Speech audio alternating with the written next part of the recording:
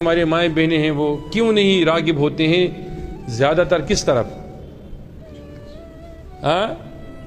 ایک تو ہم نے رستے نہیں رکھے ان کے لیے، مسجدیں نہیں ہیں ان کے لیے، خطاب نہیں ہے ان کے لیے، کچھ بھی نہیں، وہ تو گنہگار ہم ہیں۔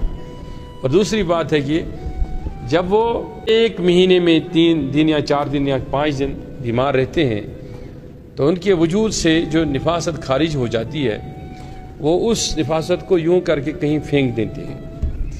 تو اس پر بھی میں کبھی آپ کو بتا دوں گا۔ تو پھر وہ جنات آتے ہیں اور اس کو کھا لیتے ہیں، چاٹ لیتے ہیں، اور اس کے بعد جب ان کی چٹک اس پہ لگ جاتی ہے تو باضابطہ تو وہ سونگ کے اس عورت کے پیچھے لگ جاتے ہیں۔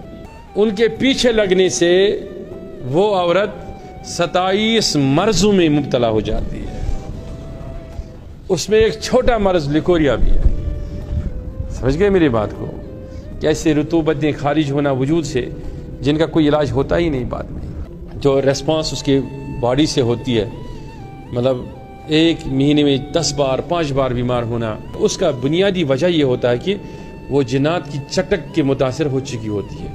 پھر میں نے ایک نہیں 1000 بار آپ نے دیکھا ہوگا کہ میرے پاس جب لوگ علاج کے لیے آتے ہیں تو میں ان کو کہتا ہوں کہ ایک ہی ٹائم میں ان کو بولتا کہ آپ کے ساتھ ایسا رات میں ہوتا ہے؟ وہ کہتے ہیں ہاں ہمارے ساتھ خواب میں ایسا ہوتا ہے۔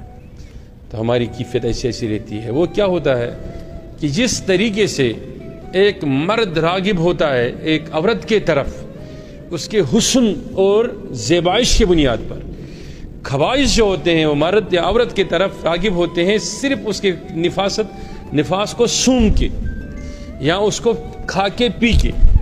یہ ایک وسیع فلسفہ ہے، تو اس سمندر میں آپ کو کتنا سمجھاؤں گا۔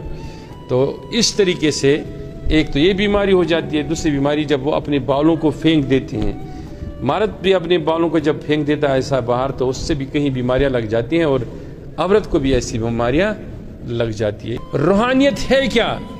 روحانیت یہ سکھاتی ہے کہ تمہیں کیسے بیت الخلا میں جانا ہے۔ اسپرچولیٹی کیا ہے؟ یہ سکھاتا ہے کہ تمہیں نماز میں دل کیسے لگے گا۔